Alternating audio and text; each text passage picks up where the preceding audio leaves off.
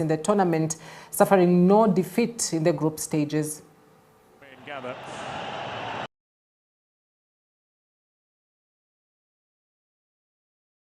To that penalty area. Bushiri header! Steered home by Omija! Amuka Nayo! Get down with it! Ino feeds in across now, steered away, but only as far as Toki, and that's a handball in the area, potentially penalty. Burkina Faso in the 2-1 victory to secure passage to this stage, the quarterfinals. For his second in the tournament, strikes true and... I mean, what a game it has been. Quite impressive play from Team Kenya. Just, luck not on our side tonight. And so they're out of the competition. And as we speak, currently Tanzania playing Morocco, and the game is on halftime, I believe. But the score was still 0-0. So we wait to see that game to determine who plays Madagascar. But impressive performance from Team Kenya. We are so proud of you. Now, Kenyans thronged the Moi International Sports Center, Kasarani, and various fan bases across the country to cheer the boys in the quarter-final match. From as early as 1 p.m, fans streamed into the stadium ready for the game. Let's watch. Kuja wakati wa kwanza, wakati wa game ya DRC na Zambia, Morocco. Sasa hii tumekuja quarter finals kushuhudia wakipambana na Madagascar. Kwa sababu napenda mpira na nimeona Wakenya wamejitahidi sana. Hatukujua kama tunaweza fikia huko. Tunafurahi sana. Na hiyo vile wamejitahidi sana imenifurahisha. Nikuje nione kwa screen kwa sababu ya redio janitosha, nikuje nione kwa screen. Leo nimekuja hapa kwa boli ya Harambee Stars na Madagascar ile tuwashangilia then mimi napenda ball ku watch. Matarajio leo Kenya 2 Madagascar 0. Madagascar must fall. Yeah. First half ilikuwa sawa, lakini kidogo vijana walikuwa na mahanja kidogo, walikuwa na garagasa mpira kidogo, wakaweza kukosa kumakinika kidogo, lakini naona kipindi cha pili imekuwa sawa kabisa, na unaona sasa tumeshukuru, tumeenda mbele. Massive congestion paralyzed major roads in Nairobi and its environs, leaving thousands of commuters stranded. The cause?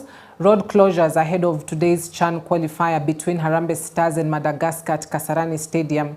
Motorists had to look for alternative routes in a highly secured major highway. Motorists traveling from the Nairobi Central Business District towards Thika Road, including destinations such as Ruiru, Juja and Thika, were advised to use the Kiambu Road at Exit 4. Vehicles traveling along the Thika Superhighway and heading towards Mwiki were directed to use the alternative route through Ruaka, Babadogo, Lakisama, Nairobi River, and then on to Mwiki.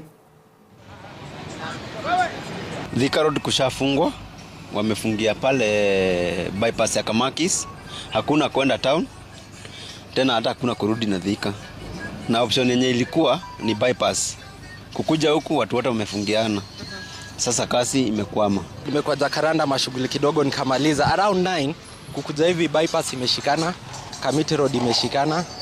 So leo kwenda job imekuwa noma sana. Wangefunga kuanzia saa 7 inge make sense, lakini saa hizi ona watu wengi, angalia hata wewe mwenyewe unaona around. Watu wengi saa hizi wamekosa kwenda job. Mimi sasa hata nilikuwa naenda job ku meet client. Sasa imebidi nimpigie simu tu reschedule. Kawaida so bei lazima ya rise mazee juu sasa hii ni opportunity. Unaona? Bei lazima tupandisha juu bado lazima mimi nijue venye machoro meje nitapenya na wewe mpaka nikufikisha mahali unaenda. At least 9 bodies have been recovered from shallow graves at a site where a religious cult is suspected to have been buried in 2 days. Excavations continued on Friday in Binzaro village, Kilifi County, close to where hundreds of members of a doomsday cult were found dead 2 years ago. Government pathologists say more remains are expected to be found in the site. At least 11 people have been arrested in connection with the mystery findings. Suspicion of some graves, which we think is a continuation of what was going on in Shakahola. And we've managed to process about 3 graves today, which are scattered all over. And these graves, one of the graves has 2 bodies, so meaning that the total of bodies that today we exhumed were 4. This is in addition to what was done yesterday. Inasikitisha sana kwa sababu tumeona vile mili inaendelea kufichwa ndani ya vichaka. Ni style ambayo hatujaiona. Katika Shakahola 1 mili zilikuwa zikwa mahali pamoja, lakini hii imefichwa chini ya vichaka ambao kutafuta imekuwa kazi ngumu sana. We are in the middle of a bush, we are in the middle of a forest. These people need sniffer dogs. These people need more equipments. These people need drones. We are dealing with bodies that we don't know where they are being hidden. So as we are dealing with this massacre, it needs to be given the seriousness that it deserves.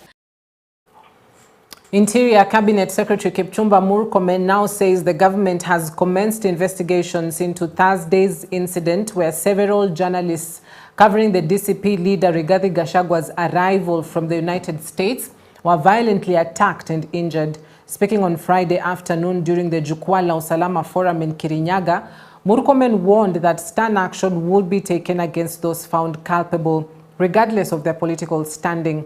In his address, the CS accused Gachagwa's party of allegedly failing to notify the police in advance about their planned procession despite initial calls for them to do so. It's not a place to play the kind of politics that we saw. And you saw, people entering inside the airport just with a lot of razzmatazz for absolutely nothing, for pure zero political value, zero economic value, zero PR. Whatever it was being done, it was just useless. And for it to be done inside the airport, it's just totally unacceptable. And that's why we were saying, if the team was intended to do good for our country, they would have worked with the police. They would say, we are welcoming our visitor. Can you give us a designated area we want to welcome? Can our vehicles be parked in a particular manner? Can we be escorted to the place where we want to have a rally? And then everything would have been fine. But this idea of ignoring the importance of security sector in terms of such events is totally unacceptable. And I remember I told you 2 days ago that any person who wants to have their political activities, we will facilitate once notification is given, and we will deploy the necessary a good number of the police officers to provide protection. Unfortunately, innocent people are caught up in these situations. So it is regrettable that the journalists were in that situation. And I think going forward, we just need proper deployment of police officers so that they can also protect not just journalists but members of the public. And maybe this is something we can work with the Association for the Journalists and to see what will happen during such events. How shall the local police commander dealing with those issues, how will they, what we can tell them to secure the journalists. There must be close relationship between the media and the police office. The Ethics and Anti-Corruption Commission, EACC, has recommended the prosecution of 3 serving governors and 1 former governor to the Office of the Director of Public Prosecutions of allegations of corruption and misappropriation of public funds. The EACC says it is also nearing completion of investigations involving 5 other sitting governors and 11 former governors.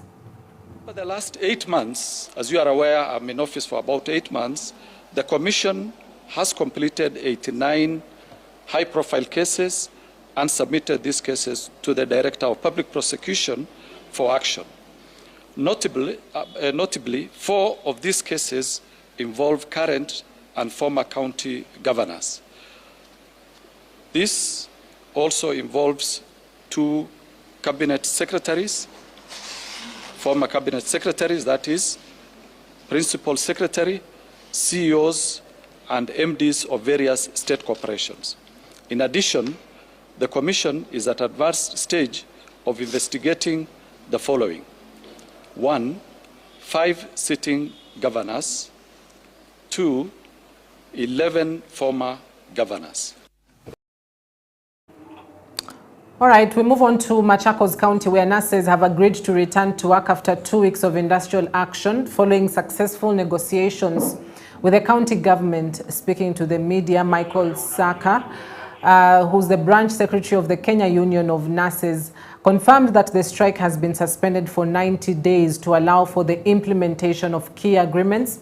Among them, the resolution reached including the clearance of outstanding loans by September 30th, implementation of the SRC circular within the same time frame, and the introduction of nursing service allowance of 10,000 shillings per month.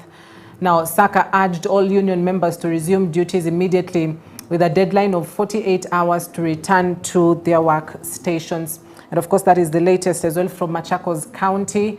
The strike that has been happening across various counties as announced by the Kenya National Union of Nurses, and it was one of the counties that was hugely affected. Now it's game on for the SUPKEM leadership, as Muslim leaders have thrown their weight behind a parliamentary committee set to investigate the organization's stop brass. Speaking to the media, the leaders lauded the move, insisting the probe must be thorough and its report delivered in good time. They warned that they are ready to take to the streets in protest if the entire SUPKEM leadership does not step aside during the investigations. The leaders further argued that those holding office at SUPKEM should meet higher academic standards, at least a degree or a master's qualification. With pressure mounting, all eyes are now on the committee to deliver a fair ruling on the future of SUPKEM leadership. And of course, that is also a story that is still developing, and we are keeping tabs on. Now let's talk matters land, where the Cabinet Secretary for Lands, Alice Wahome, says that the National Lands Management Information System, dubbed ADISASA system, is currently fully operational in Nairobi and Murang'a counties, saying it will cost the government 15 billion shillings to carry out the first phase of the digitization exercise and a further 15 billion shillings to fully conclude the process. The Cabinet Secretary disclosed that digitization of land records at the Mombasa Lands Registry was 50% complete.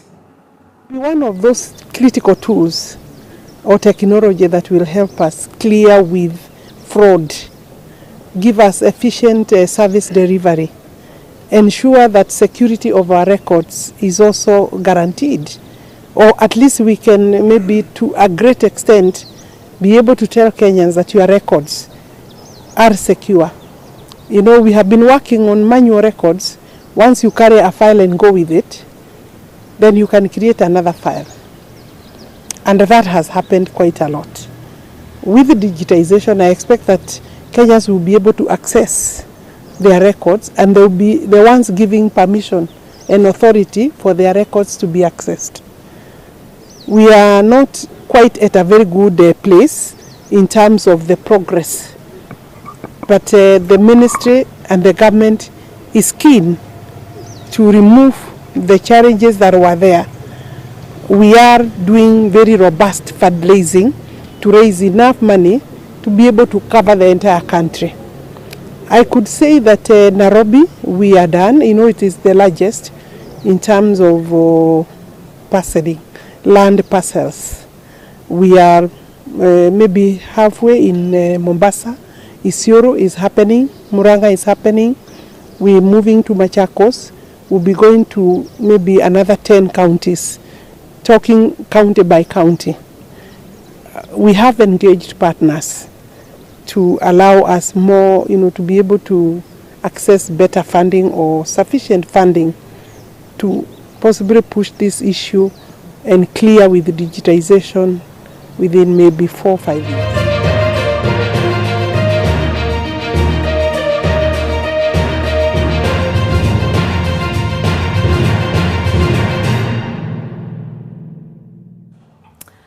The national women's volleyball team, Malkia Strikers, have made an emotional appeal to President William Ruto to intervene and motivate them as they prepare to face Germany in the opening match at the World Championships in Thailand. In sharp contrast, Harambee Stars, the national football team, have enjoyed hefty incentives during their CHAN campaign. President Ruto rewarded each player up to 5 million shillings and pledged 600 million should they win the tournament. A package hailed as a massive motivation, but one that highlights the disparity in support for national teams in comparison to Malkia Strikers.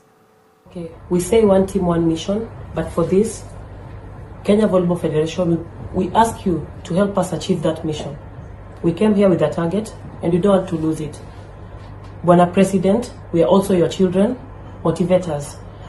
Bwana CS, you promised us that our money will come. Help us. We need something so that we can achieve what we came here to do. We are suffering, and that's why we are making this kind of a video. Everyone here is suffering.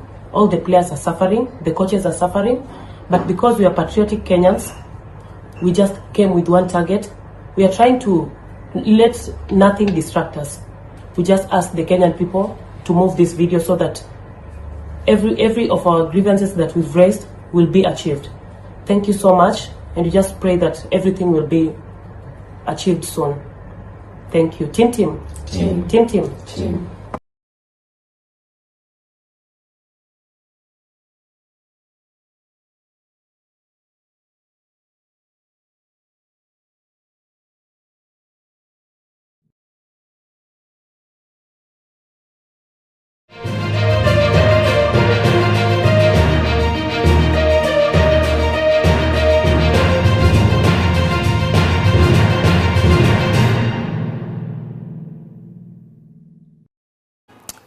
All right, allow me to wrap it up at that point tonight on the broadcast, but quite an important appeal right there from Malkia strikers, you know, who in equal measure are representing Kenya beyond Kenya's borders, and they need that particular support. I do hope the government will come in handy and just support them in their quest at the World Volleyball Championships. Allow me to close it up tonight. I'm Cynthia Nanjala. I'd love to take you back to the International Faith Summit. It is the last day and the last session is currently underway. So hatutaki kukosa baraka za mwisho, right? So thank you for watching. Have yourself a good night and a blessed weekend ahead.